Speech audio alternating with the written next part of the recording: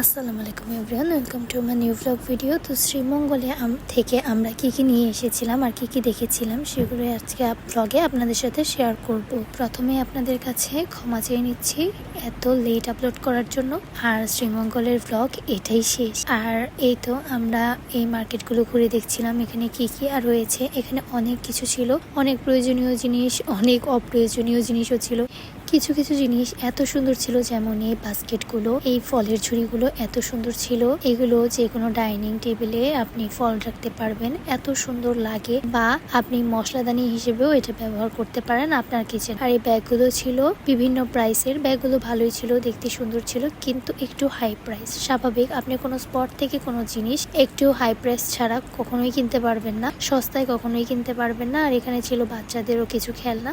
আর এখানে চায়ের শেকড় দিয়ে তৈরি অনেক কিছু ছিল, চায়ের গাছ দিয়ে তৈরি অনেক কিছু ছিল, বেতের ছিল, বাঁশের ছিল। এই জিনিসগুলো একদম অ্যাস্থেটিক ছিল, জিনিসগুলো দেখতে এত সুন্দর, যদিও এগুলো অনেক প্রাইস অনেক বেশি। তারপর হচ্ছে বাঁশের কিছু সার্ভিং ট্রেও ছিল। আর এখানে ছিল বিভিন্ন ক্যালিওগ্রাফি।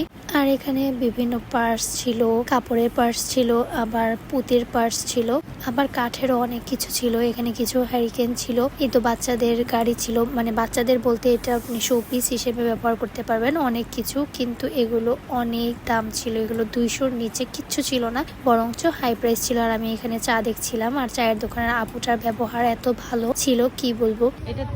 এটা 450 টাকা কোটা, তবে যদি নেন আর কি 350 টাকা রাখবো। ওকে। আর এটা যেটা 450 টাকা 400 টাকা রাখবো লাস্ট। আচ্ছা, এটা অর্গানিক? হ্যাঁ, এটা হচ্ছে আপনার একবার কচি পাতাটা দিয়ে সবার আগে ইয়েতে থাকে এই পাতাটা। ওটা হাত দিয়ে করে বানায়, এটা আস্ত পাতা হয়ে যাবে মেরে।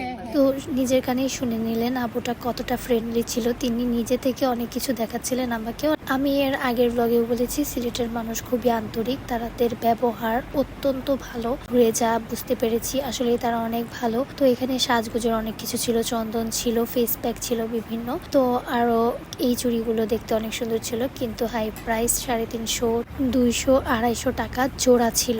আর কাঠের কলম ছিল, বিভিন্ন সাজগোজের জিনিস ছিল, বিভিন্ন ডিজাইনের মিরর ছিল। আর এই পুঁতির মালাগুলোও ছিল, অনেক ঘর সাজানোর জিনিস ছিল। আরো ছিল হচ্ছে কাপড়, জামা, শাড়ি এইসব। আর এই দোকানটার নাম ছিল স্বপ্ন টি এন্ড গিফট কর্নার। আর এটা ছিল একদম গ্র্যান্ড সুলতানের অপোজিটে। আর ওনাদের যেসব চা আছে সেটা এই সালেক্স টি স্টোরে আপনারা পেয়ে যাবেন। আর এটা ছিল মণিপুরি মার্কেটেরই আরেকটা অংশ। এটা মণিপুরি মার্কেট রেখে তারপরে এই জায়গাটা আমরা নিয়ে এসেছি 1.5 কেজি চা।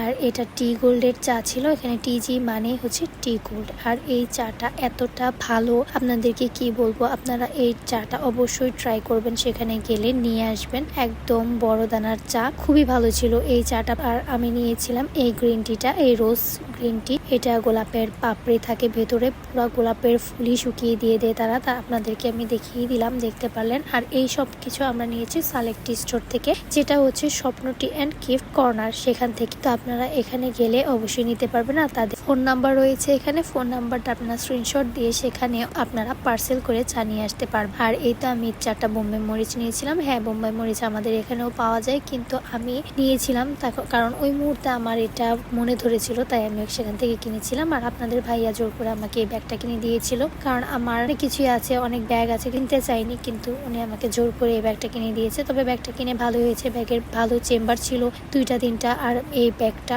অনেক বেশি ভালো ছিল, অনেক কিছু এই ব্যাগে আপনারা ক্যারি করতে পারবেন। এই ব্যাগটা 450 টাকা নিয়েছিল। তো আজকের ভিডিও এই পর্যন্ত। ভিডিওটি ভালো লেগে থাকলে অবশ্যই লাইক, কমেন্ট, শেয়ার করবেন, এবং যারা আমার ভিডিওতে নতুন তারা অবশ্যই ফলো দিয়ে রাখবেন। আপনাদের একটা ফলো আমাকে অনেক বেশি ইন্সপায়ার্ড করে। So beautiful people, stay safe. আল্লাহ হাফেজ।